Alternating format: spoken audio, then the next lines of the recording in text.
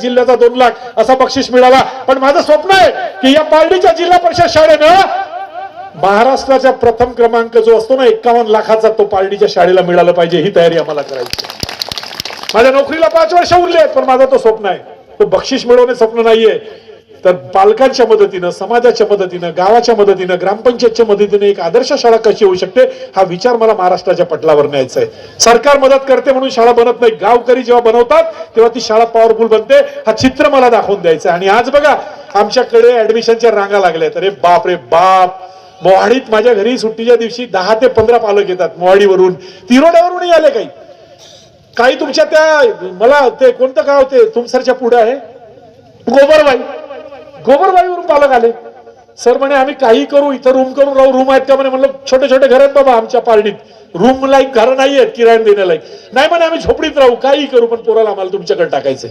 म्हणजे आज जर मी ऍडमिशन ओपन केली तर माझ्या शाळेमध्ये तुम्हाला सांगतो जवळपास 300-350 पोरं या वर्षात ऍडमिशन होतील. साधी ताकद झाली एका शाळेची.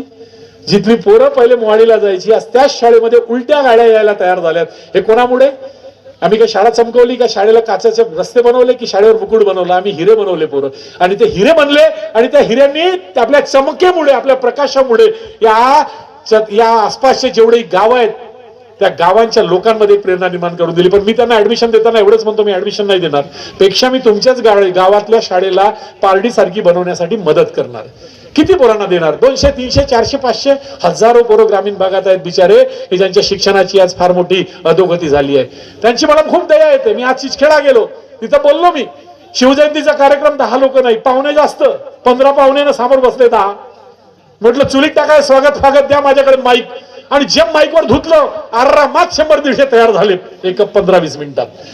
काही सुस्तीच नाही केली मी बोलायला. काय करणार तो माणूस जो आयोजन करतो तुम्हाला शिवाय. आणि तोच सांगायला लागला सर मागे हंगामा झाला म्हणे तर मावत नव्हते म्हणे. मला काय म्हणायचं? कुठं चाललो तुम्ही? कुठे विचार चाललेत? काय देऊन राहिले तिथं? आणि उद्या पोरग बिघडलं, पोरगी बिघडली, दोष कोणाला द्याल? त्यांनाच द्याल ना. अवलादीला. पण यांचा दोष नसतो, हे लक्षात घ्या. बिघडवणारे आम्ही असतो. आणि असे संस्कार द्यायचे आहेत, असे विचार त्यांना दिले गेले पाहिजेत. आज या छोट्या छोट्या मुलांनी शिवाजी महाराजांचा गुणगान गायला. माहिती आहे पोरगी काय म्हणाली? तिसरीची ती आमची परी. दाढी वाढवल्यानं आणि मस्तकावर चंद्रकोर काढल्यानं शिवाजी महाराज नाही निर्माण होत.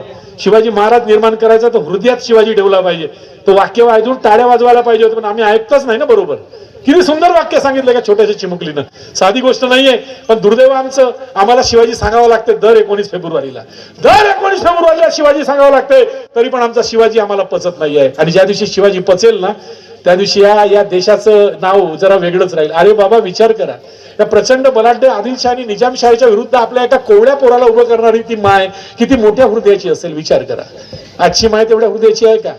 जोपर्यंत आजची माय जिजाबाई बनत नाही ना शिवाजी घडत नाही, हे लक्षात घ्या. आणि शिवाजी घडलाच पाहिजे यासाठी मायनं जिजाई बनणं आवश्यक आहे आणि बापानं शहाजी बनणं आवश्यक आहे. शहाजी महाराजांचं पूर्ण आयुष्य आदिलशाह निजामशाहसाठी युद्ध करण्यामध्ये गेलं, सरदारकीच करत राहिले. तोही माणूस राजा बनू शकत होता, तोही माणूस स्वराज्याची निर्मिती करू शकत होता. पण त्याला प्रेरणा देणारी कदाचित त्याची आई नव्हती, त्याला प्रेरणा देणारा त्यावेळेस वातावरण नव्हता, म्हणून ते गुलामगिरीच करत राहिले. पण त्याच गुलामगिरी करणाऱ्याचा पोरगा त्या एका मायेमुळे आदर्श राजा बनला. हे का आईची ताकद आहे? मग आई काही साधी आहे का?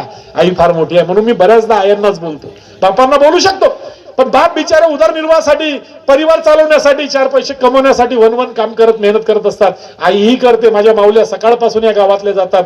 तुम्ही सर्व कशासाठी करता?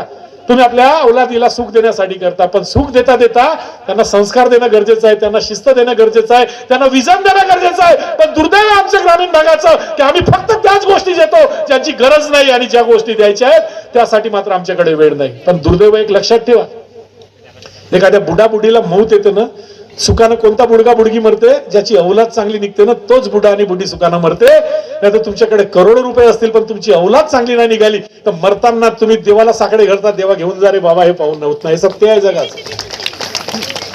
मी या गावात आलो, मोठ्या आनंदाने आलो, कारण परिचयाचा गाव होता. बरेच लोक या ठिकाणी परिचयाचे होते, म्हणून निवडताना मी पार्टी निवडली.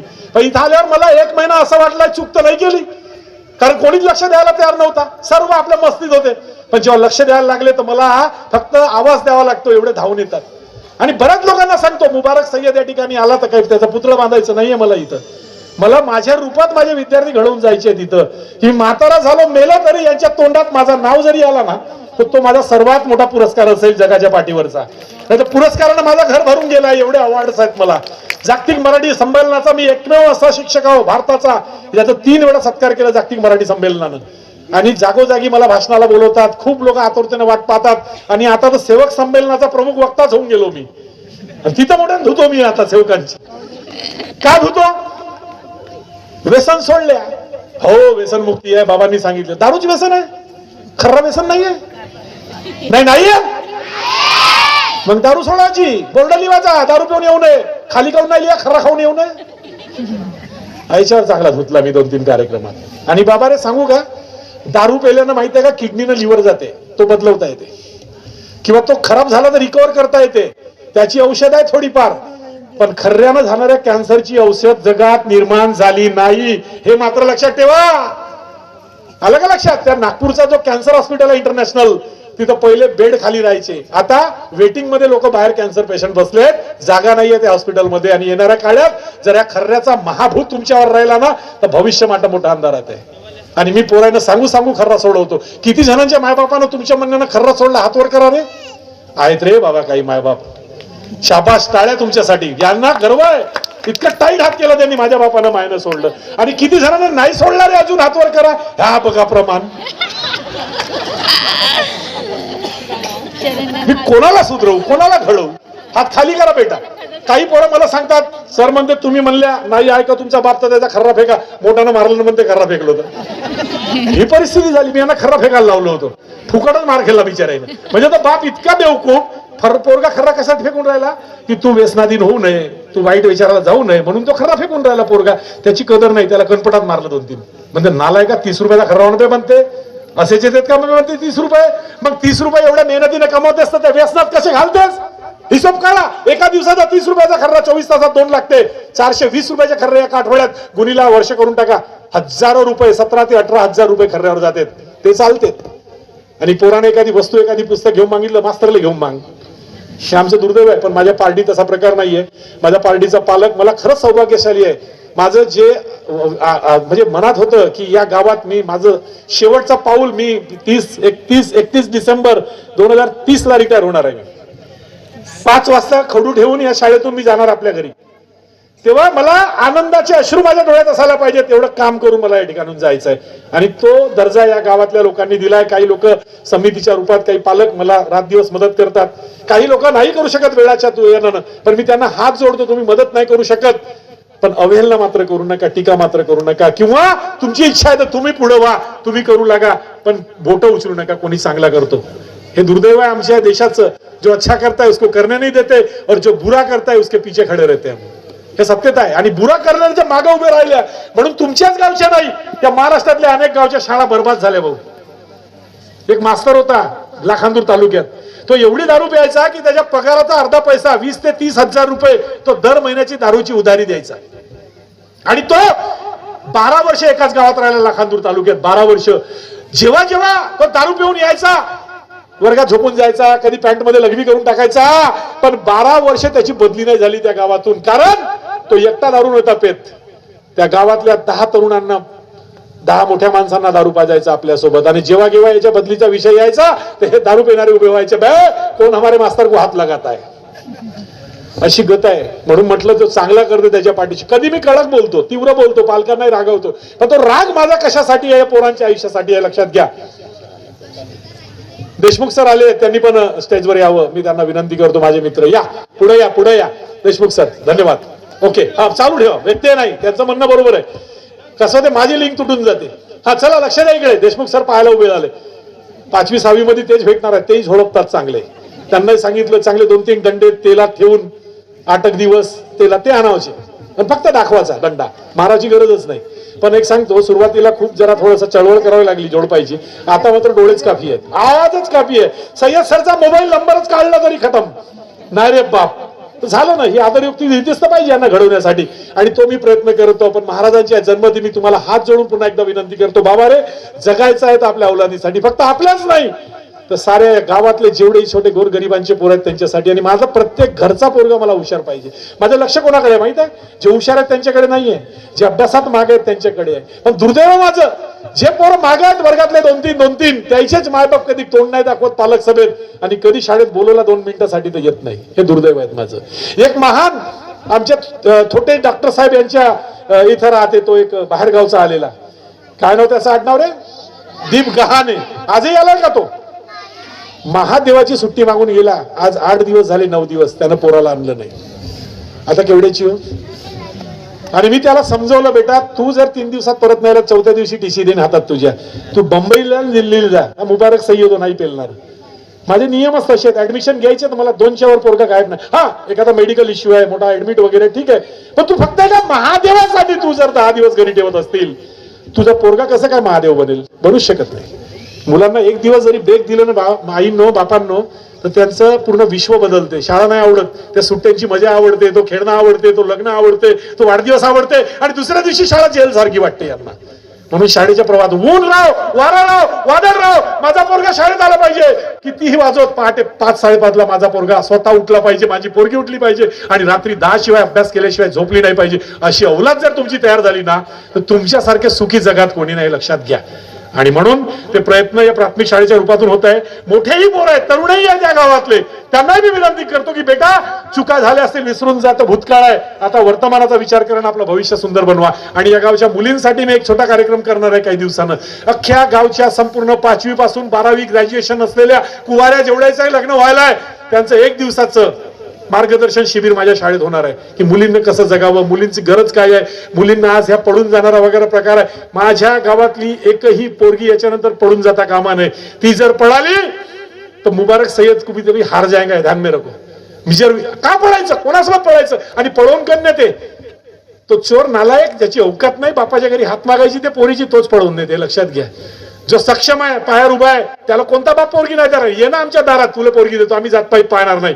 पण तू नालायक अवकात नाही, फक्त पळवून येताना चांद तारे दाखवतेस, आणि 2 दिवसानं मग भाकर नाही खायची, अशी गत आहे. म्हणून मुलींना हात जोडतो, बेटा पायावर उभे व्हा, सक्षम बना, शिका.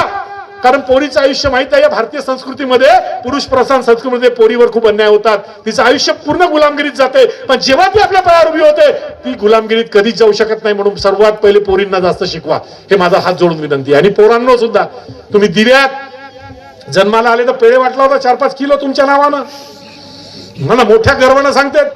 पोरगा झाला तर अरे बापरे, का ओसांडून वाचायची डोळ्यावर आनंद बापाच्या ना मायच्या, जसा काही युद्ध जिंकले पोरगा झाला तर. पण हाच पोरगा मोठा झाल्यावर बायको आली तर ढुंगणार लात मारून बाहेर काढते, तेव्हा आम्ही शिवाय देतून काळजी औलाद हो म्हणून. आणि रिअल आहे, महाराष्ट्रात माहित आहे 17,750 वृद्धाश्रम आहेत आता, या वर्षाची गिनती आहे. पण तुम्ही जर औलादीकडे लक्ष नाही दिलं ना, तर 70,000 वृद्धाश्रम व्हायला वेळ लागणार नाही. या मोवाडीच्या पावडीच्या फाट्यावरही तुम्हाला वृद्धाश्रम दिसतील, हे लक्षात ठेवा. आणि म्हणून मला खूप पैसे कमवणारा किंवा मोठा साहेब पोरगा झाला तरी नाही चालत. मला साधा माझ्या प्रेम करणारा, आईला विचारणारा जेवलीस का, बापाला विचारणारा औषध घेतली का बाबा, अशी औलाद मला पाहिजे. असे संस्कारी पोरं पाहिजे. तीच पद्धत आहे माझ्या शिक्षणाची, आणि त्याच पद्धतीत मी पोरांना घडवणार. फक्त तुमच्या साथीची गरज आहे. आणि तेच मगाशी मी दानपेटी शाळेत लावली आहे. देवळात दानपेटीची गरज नाही, आता दानपेटीची गरज शाळांना आहे. कारण देव आता शाळेत जाऊन बसले, हे लक्षात घ्या. देव देवळात नाही राहिले. अरे देवळात देव राहिले असते तर कोरोना आल्यावर सर्वात पहिले देव खाऊन पळाले रे. तो अल्लाही पळाला, तो भगवानही पळाला, तो देवही पळाला, तो येशू ख्रिस्तही पळाला. सारे दरवाजे सर्वात पहिले बंद झाले. हे दुर्दैव बघा आपले. आणि आम्ही पटोपटो मरायला लागलो जिकडं तिकडं, कोणी वाचवायला तयार नाही. बायको मेली तर नवऱ्यानं नाही पाहिलं, नवरा मेला तो बायकोनं नाही पाहिलं, पोरगा मेला तर मायला नाही दिसला, आणि बाप मेला तर पोरानं नाही पाहिलं. हे गत झाली होती कोरोनात. पण कसे बसे आपण सुटलो. कोरोना संपला. सर्वात पहिले का सुरू झाला माहित आहे? कोरोना संपल्याबरोबर सर्वात पहिले कोणत्या दुकाना सुरू झाल्या? कायच्या? दारूच्या न खर्याच्या. बरोबर आहे. हे दुर्दैव आमच्या देशाचं. सर्वात पहिले दारूच्या दुकाना सुरू झाल्या या भारतात. आणि त्यातल्या त्यात महाराष्ट्र सरकारनं काय केलं, दारू भेटत नव्हती कोरोनामध्ये म्हणून असे कावरले होते दारुडे. हे जेव्हा दुकाना सुरू झाल्या तर ह्या दारुड्याच्या गर्द्या रोखण्यासाठी ड्युट्या कोणाच्या लागल्या? मास्तराईच्या. पहिला जीआर आला आमचा. आता क्वारंटाईन वगैरे काम झालं म्हणे. आता दारुड्याच्या गारद्या होतात म्हणे. दंडे घेऊन गुरुजी दारुड्या सांभाळत होता अर्धीच्या सुकाराम. अबे बरोबर रांगेत या बे, बरोबर 1-1 सीसी घ्या बे. वा रे दुर्दैव. हे कोणामुळे झाले? आणि दुसरं सांगतो दादा रे, आज आपल्या शाळेत बरं आहे 3 गुरुजी आहेत, एक मॅडम आहे बिचारी गावातली पोरगी शिकवते, आमचं चांगलं भावलं आहे. पण आजही माझ्या शाळेत 6 गुरुजीची जागा आहे. पण दुर्दैव सांगतो या महाराष्ट्राचं 4-4 वर्ग 5-5 वर्ग 1 गुरुजी आहे. हा ना, 1 गुरुजी आहे, शाळेला व्यवस्था नाही. तुम्ही आपल्या पैशातून डिजिटल स्मार्ट बोर्ड आम्हाला एक पालक देते, आमच्या प्रत्येक वर्गाला या ग्रामपंचायतीमधून आम्ही सुपर बनवलंय. येणाऱ्या भविष्यात जे कोणी पार्टी निवडून येईल ते आमच्या शाळेला राज्यात नेण्याचा प्रयत्न करेल. फक्त पार्टी महत्वाचं आहे, बाकी गावांमध्ये हालत खराब आहे. आणि कोण काय करतो? कोणीच नाही. गावा आवाज नाही. लाडकी बहिणीचे पैसे नाही भेटले तर आम्ही बोंबलतो. तुम्हाला माहित आहे हिवाळी अधिवेशनात अनेक तिथं काय लागतात ते मोर्चाला बसतात आंदोलनवाले, ते तंबू आणतात, त्याच्यात दारूवालेही बसले होते. त्यांचं म्हणणं होतं की दारूचा भाव वाढला, कमी करा, त्याच्यासाठी मोर्चा. बारची लायसन आम्हाला भेटत नाही लवकर, त्याच्यासाठी मोर्चा. देशी दारूच्या दुकानामधला रेट कमी करा, त्याच्यासाठी मोर्चा. पण आमच्या शाळेला गुरुजी नाहीये याच्यासाठी एकही मोर्चा या समाजातल्या लोकांनी नाही केला. याच्यापेक्षा मोठं दुर्दैव काय आहे हे समजून घ्या. शिक्षणाकडे लक्ष द्या भाई. शिक्षणानंच साऱ्या गरजा पूर्ण होतात. तुमचं आरोग्य चांगलं होतं शिक्षणानं, तुमच्या अन्न पेटतं चांगलं, तुमच्या वस्त्र चांगलं खायला मिळते, तुम्हाला चांगले निवारे मिळतात. तो देतो फक्त शिक्षण, तो देतो फक्त ज्ञान. आणि जिथं ज्ञान मिळतं त्या मंदिराला सजवण्याचा प्रयत्न करा. देवांना गरज नाही दौलतीचं, देवांना गरज नाही सोन्याची.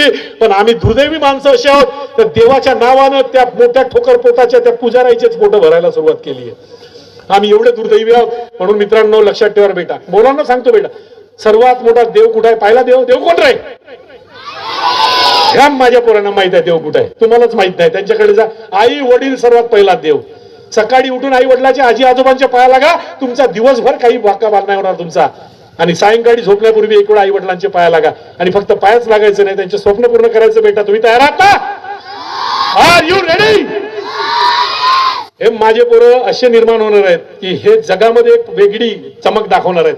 आई वडिलांच्या पाया लागा बेटा, त्यांच्या डोळ्यात कधी पाणी येऊ देत नाही, तुमच्यामुळे ते कधी रडतील असा प्रसंग त्यांच्यावर येऊ देऊ नका. सन्मानानं जगा. पण तुम्हालाही हात जोडतो माय बापांनो, तुम्हीही कधी कधी काय करता, माय उलटी आपल्या पोरासमोर आपल्या नवऱ्याची गिबत गाते.